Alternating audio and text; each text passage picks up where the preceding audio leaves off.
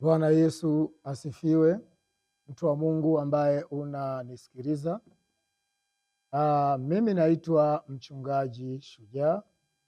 Ni mchungaji wa kanisa la Ukweli Tanzania. Na kanisa letu tunapatikana Tanzania, kwa maana Mbeya. Ukija Tanzania, unakuja Mbeya, unashuka Kabwe. Pale Kabwe unapanda bajaji zinazoenda Juhudi, unashukia kanisa la Ukweli Tanzania. Basi njoo Mbeya, shuka Kabwe, pale Kabwe panda bajaji zinazoenda Juhudi, shukia kanisa la Ukweli Tanzania. Nimekuja na habari njema leo. Jumamosi na Jumapili ya wiki hii tutakuwa na kongamano kubwa sana. Jumamosi na Jumapili hii tutakuwa na kongamano kubwa sana. Na jinsi ya kufika katika ibada zetu, nimesema njoo Mbeya, shuka Kabwe, pale Kabwe panda bajaji zinazoenda Juhudi, shukia kanisa la Ukweli Tanzania. Lakini ibada ya Jumamosi ni saa 9 mpaka saa 12. Na Jumapili ni saa 3 ya asubuhi mpaka saa 7 mchana. Jumamosi saa 9 mpaka saa 12, na Jumapili saa 3 asubuhi mpaka saa 7 mchana. Ukitaka huduma ya kuongea na mchungaji moja kwa moja, basi unaweza ukaja siku ya Jumamosi, ukaja mapema kabla ya ibada kuanza. Na hata siku ya Jumapili unaweza ukaja mapema kabla ya ibada kuanza. Kama utachelewa, basi unaweza ukapata nafasi ya kuonana na mchungaji baada ya ibada kuisha. Haijalishi ni Jumamosi au ni Jumapili. Lakini baada ya ibada kuisha, utaonana na mchungaji na kukusikiliza na kukushauri na kuachilia upako kwenye maisha yako. Pale ulipo, niongee juu ya habari ya kongamano la wiki hii. Wiki hii tutakuwa na siku 2 za kuachilia kibali. Wiki hii tutakuwa na siku 2 za kuachilia kibali. Nataka uelewe, watu wengi sana wanakwama maeneo. Watu wengi sana wanaferi katika maeneo. Watu wengi sana mambo yanakuwa magumu. Lakini mtu anashangaa, ana biashara nzuri, lakini biashara yake haiendi. Ana kazi nzuri, lakini kazi yake haiendi. Ana kampuni nzuri, lakini kampuni yake haiendi. Lakini ana uwezo wa kuongea, ana uwezo wa kushawishi watu, ana uwezo wa kuzungumza. Unajua alichofeli ni kitu kimoja kinachoitwa kibali. Jumamosi na Jumapili hii, kwa maana wiki hili tutakuwa na siku 2 tu za kuachilia upako wa kibali. Yaani kama unaweza kuongea kwenye biashara na ukakosa kibali, huwezi kuona mafanikio kwenye hiyo biashara, huwezi kuona wateja kwenye hiyo biashara, huwezi kuona upenyo kwenye hiyo biashara. Hata kama utakuwa na biashara nzuri, yaani bidhaa yako nzuri, lakini umekosa kibali, watu watasema ana biashara nzuri. Biashara yake ni nzuri, kwa maana huduma yake ni nzuri, kwa maana bidhaa yake ni nzuri, lakini pia na muonekano wake ni mzuri, lakini pia na maongezi mazuri na maneno mazuri. Lakini tunashangaa kwenye biashara yake imekaa peke yake, hakuna movement ya wateja, hakuna pilika ya wateja. Kwa nini? Ile kampuni au ule mradi au ile bidhaa imekosa kibali. Jumamosi hii na Jumapili hii nitakuwa naachilia upako wa kibali. Nitakuwa naachilia upako wa kibali. Nisikilize, unaweza ukawa wewe ni fundi mzuri, unajenga nyumba za watu vizuri na ni mwaminifu, lakini unakosa kazi. Unajua sababu ya wewe kukosa kazi inaitwa ni makosa ya kukosa kibali. Ngoja nisome kitabu kizuri, Danieli 1 na ule mstari wa 9. Mungu alipotaka kumfanikisha Danieli, Mungu alipotaka kumtajirisha Danieli, Mungu alipotaka kumuinua juu Danieli, Mungu alipotaka kuhakikisha maisha ya Danieli yanakuwa maisha ya baraka, kuhakikisha maisha ya Danieli yanakuwa maisha ya ushindi, maisha ya kuhesabia kipato, maisha ya kushika fedha, maisha ya kujenga majumba, maisha ya kuendesha magari. Mungu alipotaka kumtajirisha mtumishi mmoja anaitwa Danieli, alipotaka amfanikishe mtumishi mmoja anaitwa Danieli, kwa kipindi cha Danieli, nyakati zile, mi nakwambia Danieli kwenye ule mtaa ilikuwa ni gumzo. Danieli kwenye yale maeneo ilikuwa maisha yake ni gumzo. Unapozungumzia maisha ya Danieli, nyumba yake sio ya kawaida. Unapozungumzia habari za Danieli, gari yake ya kutembelea sio ya kawaida. Mtu yoyote ambaye ameshakuwa maarufu kupita kawaida katika mji, uwe na uhakika kuna kitu kinachoitwa kibali. Danieli sura ile ya kwanza na ule mstari mzuri kabisa wa 9. Tuone Biblia inasemaje pale. Danieli sura ile ya kwanza na ule mstari wa 9. Biblia inasema, basi Mungu alimjalia Danieli kupata kibali na huruma machoni pa huyo mkuu wa matoashi. Narudia, Bible inasema basi Mungu alimjalia Danieli kupata kibali. Kwa kabla ya yote, Mungu alipotaka Danieli asikilizike, Mungu alipotaka Danieli aeleweke, Mungu alipotaka Danieli apokeleke, Mungu alipotaka Danieli akiongea jambo wamuelewe, Bible inasema alimjalia kumpa kibali. Kitabu cha Danieli sura ile ya kwanza na ule mstari wa 9. Basi Mungu alimjalia Danieli kupata kibali. Ina maana Mungu anapotaka utajirike, haleti utajiri kwanza, analeta kibali. Mungu anapotaka uwe na pesa, akuletei pesa kwanza, anakuletea kwanza kibali. Mungu anapotaka upate kazi, akuletei kazi kwanza, anakupatia kwanza kibali. Kinatangulia kibali, ndio inakuja kazi. Kinatangulia kibali, ndio zinakuja pesa. Kinatangulia kibali, ndio yanakuja mafanikio. Kitu ambacho unatakiwa upambane nacho kwenye maisha yako, mwanamke na mwanaume unaonisikiliza, pambana na kitu kinachoitwa kibali. Pambana na kutafuta kibali. Pambana na kuhitaji kibali. Pambana uwe na kibali. Fikiria, Mungu anamwambia Danieli, usiende kwanza, nikuachilie kibali. Mungu anamwambia Danieli, usichukue hatua ya kwenda kwanza huko unakoenda, njoo kwanza hapa nikuachilie kibali. Mungu anamwambia Danieli, kabla hujakwenda kukutana na mkuu, kabla hujaenda kukutana na viongozi wakubwa, kabla hujaenda kukutana na watu wakubwa chini ya jua, kwanza njoo hapa nikuachilie kibali. Ina maana utakaa mbele yao, alafu utafanikiwa. Utasimama mbele yao, alafu utafanikiwa. Utaongea mbele yao, alafu utafanikiwa. Utapanga mipango, alafu itafanikiwa. Utaongea vitu vyovyote unavyovihitaji, alafu vile vitu vitafanikiwa. Sikiliza, kabla hujaenda, njoo nikuachilie kibali. Mwanamke unayefanya biashara, Jumamosi hii ni wiki lako. Mwanaume ambaye unafanya biashara, Jumamosi hii ni wiki lako. Ni siku 2 za kuachiliwa kibali. Kibali kwenye biashara yako, kibali kwenye ndoa yako, kibali kwenye kazi yako, kibali kwenye miradi yako, kibali kwenye mikakati yako, kibali kwenye maneno yako, kibali kwenye mawazo yako, kibali kwenye mipango yako. Nataka kuachilia kibali kwenye kila kazi za mikono yako. Utalima, na baada ya kulima mahindi, utapata mahindi ya kutosha kwa sababu ya kupewa kibali. Utalima, na baada ya kulima mpunga, utapata mpunga wa kutosha baada ya kuachiliwa kibali. Nisikilize, niko na kongamano la siku 2. Kongamano la siku 2 ni kongamano la kuachilia kibali.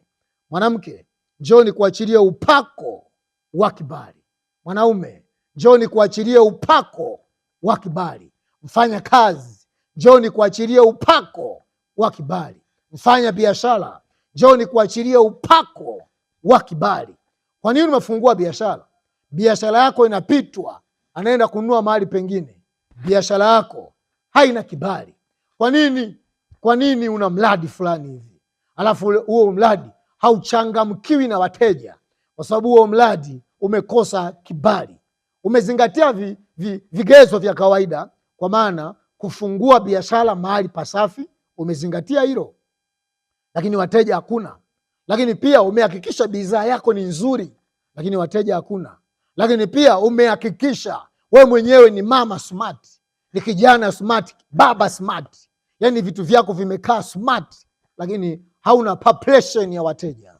Unajua umekosa nini? Na kama mazingira yako yana usafi, hata wewe mwenyewe ni msafi, ulichokosa ni kitu kinaitwa kibali. Unaona, kuna watu unaweza ukamwona mwanamke amenenepa, mwanamke amenenepa, ana sura nzuri, ana umbo zuri, ana mwendo mzuri, ana sauti nzuri, mwonekano wake ni mzuri, sura nzuri, nisikilize, lakini hajaolewa. Na kuolewa ni ndoto ya kila mwanamke, kuolewa ni mpango wa kila mwanamke, kuolewa ni tamaa ya kila mwanamke, kuolewa ni kiu ya kila mwanamke, kuolewa ni hitaji la kila mwanamke, kuolewa ni mapambano ya kila mwanamke, kuolewa ni vita ya kila mwanamke. Lakini unakuta mwanamke amejaa, sura yake imekaa vizuri, miguu yake imekaa vizuri, mavazi yake yamekaa vizuri, anaweza kupangilia mavazi kuanzia kiatu mpaka utandio, ana uwezo huo, lakini hajaolewa, anakataliwa. Kwa nini? Amekosa kibali. Ni kweli unaoga, somo la kuoga umefaulu, umefeli somo la kupata kibali. Wiki hili ni wiki la kuachilia kibali katika sura yako. Wiki hili ni wiki la kuachilia kibali katika muonekano wako. Wiki hili ni wiki la kuachilia kibali kila mahali. Usipange kukosa. Njoo nikuwekee mkono, njoo nikuwekee mkono upate kibali. Biblia inasema kwenye kitabu cha Danieli sura ya 1 na ule mstari wa 9, Biblia inasema basi Mungu alimjalia Danieli kumpa kibali. Mungu alimjalia Danieli kumpa kibali. Ina maana kabla hajaenda kwenye shughuli zake alimwambia njoni kuachilie kibali. Kabla hajaenda ofisini akamwambia njoni kuachilie kibali. Kabla hajaenda kukutana na watu ambao anafanya nao kazi akamwambia njoni kuachilie kibali. Pambana kwenye ibada hii usikose. Pambana kwenye kongamano hili usikose. Njoo ni kuachilie kibali. Mimi naitwa Mchungaji Shujaa. Nataka uelewe, biashara yako inapaswa iachiliwe kibali. Ndoa yako inapaswa iachiliwe kibali. Miradi yako inapaswa iachiliwe kibali. Shughuli zako zinapaswa ziachiliwe kibali. Lakini mahali pengine Biblia inatuambia hata mawazo yako yanapaswa yaachiliwe kibali.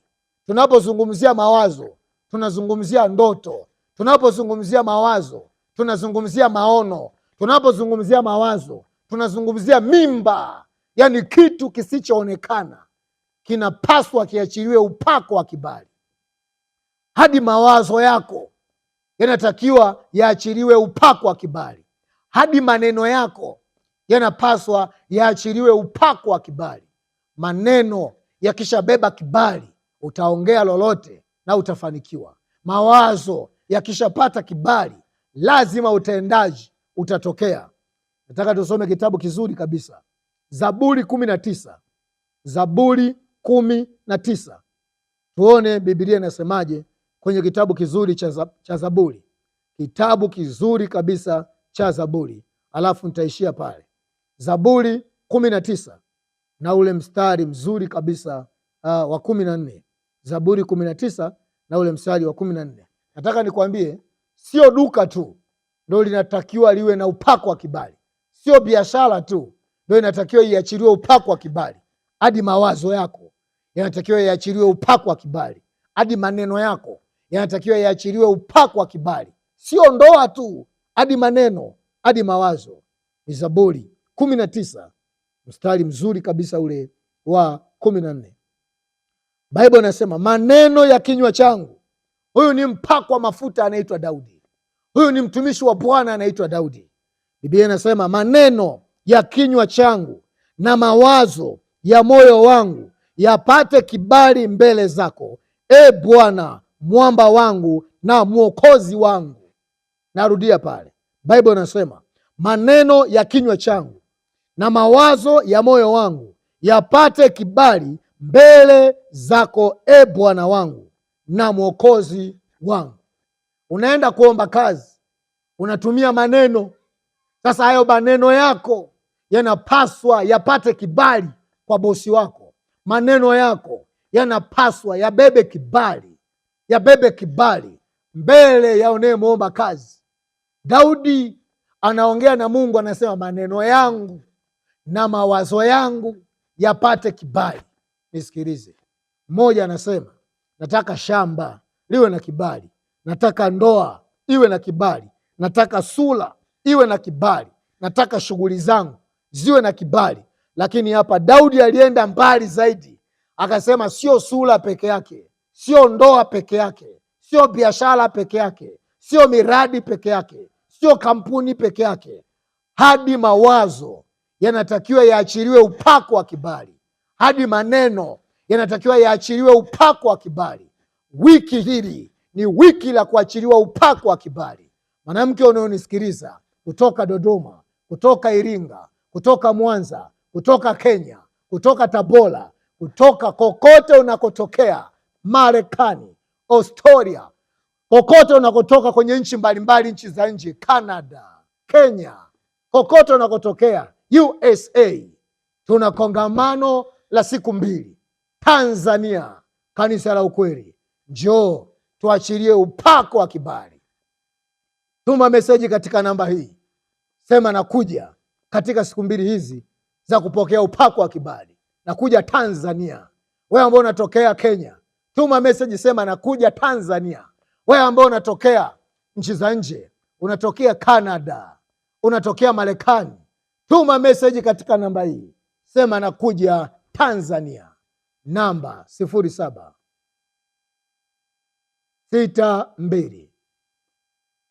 61 3476. Tuma meseji katika namba hiyo 0762 61 3476. Sema nakuja kutoka Dodoma, nakuja kutoka Iringa, nakuja kutoka Mwanza, nakuja kutoka Tabora, nakuja kutokea Mbeya hapa, nakuja kutoka Dar es Salaam, nakuja kutoka Tunduma. Namba 0762 62 61 3476. 0762 61 3476. Namaliza kwa kuachilia upako. Nataka niachilie upako pale ulipo, upako wa miujiza, upako wa maombezi, upako wa uponyaji, upako wa kuondoa tatizo. Na utatuma message uniambie nimepona, na utatuma message uniambie nimefunguliwa katika namba hii niliyokutajia. Wewe ambaye ni mgonjwa, wewe ambaye ni bubu, wewe ambaye ni kiziwi, wewe ambaye ni kipofu, wewe ambaye una kansa, unataka mtoto, wewe ambaye unataka Mungu akuonekanie pale ulipo, nataka kuachilia upako wa miujiza pale ulipo. Funika macho nikuombee. Baba, katika jina la Yesu wa Nazareti aliye hai, kuna wanaume wamekuamini, kuna wanawake wamekuamini, wafanya kazi na wafanya biashara wamekuamini. Naachilia upako wa uponyaji sahihi, naachilia upako wa kupata kazi, naachilia upako wa kuolewa, naachilia upako wa kufanikiwa, naachilia upako wa kupenya, naachilia upako wa kuinuka, naachilia upako wa kushinda, naachilia upako wa kufunguliwa kwa jina la Yesu. Pokea unachohitaji, iwe ni uponyaji, iwe ni kazi, iwe ni baraka, iwe ni kufunguliwa. Pokea kwa jina la Yesu, amen. Pale ulipo umeshapona, umeshapata kazi. Pale ulipo umeshapona, umeshafunguliwa. Jambo la kufanya, tuma message tuambie kitu ambacho Mungu amekutendea. Tuma message tuambie kitu ambacho Mungu amekutendea. Unasema nilikuwa nafuatilia mahubiri ya mchungaji Shujaa pale Facebook, Instagram, TikTok, katika mitandao ya kijamii. Baada ya kuombewa nimepona, hapa ninapoongea na wewe niko live moja kwa moja. Tuma meseji katika hiyo namba ambayo nimekutajia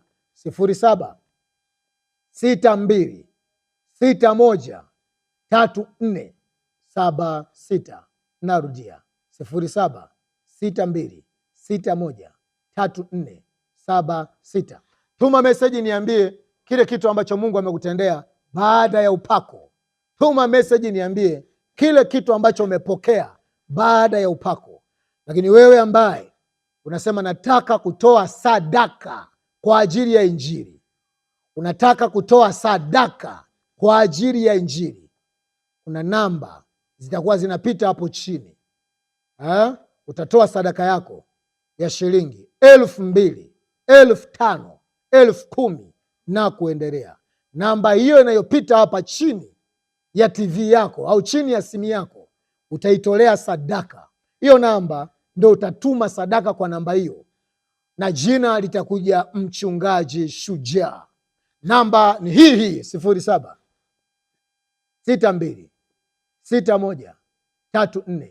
0762613476. Narudia 0762613476. 0762613476. Tuma sadaka yako kwa ajili ya kufanya kazi ya Injili. Tuma sadaka yako kwa ajili ya kufanya kazi ya Injili. Pale ulipo, inua simu yako juu, niachilie upako kupitia hiyo sadaka unayotuma saa hii, 2,000, 5,000, 10,000, 50,000. Inua simu yako juu, niachilie upako ukafanikiwe kupitia simu yako. Nataka ukafanikiwe kupitia simu yako. Nataka upokee simu za kazi. Nataka upokee simu za kazi. Baba, katika jina la Yesu, watu wako wameinua simu kwa ajili ya kuwa tayari kutuma sadaka zao. Nami naachilia baraka, naachilia baraka, baraka, baraka, wakafanikiwe. Wateja wakamiminike kuwapigia simu za kazi.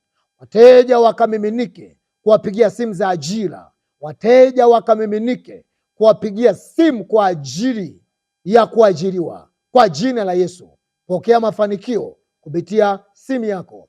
Pokea connection kupitia simu yako. Pokea neema kupitia simu yako. Pokea marafiki wa nchi za nje kupitia simu yako. Pokea simu za kazi kila mahali. Kwa jina la Yesu, ukawe kichwa usiwe mkia, ukawe juu usiwe chini. Kuanzia leo ukafanikiwe katika jina la Yesu. Nimekubariki. Bye bye.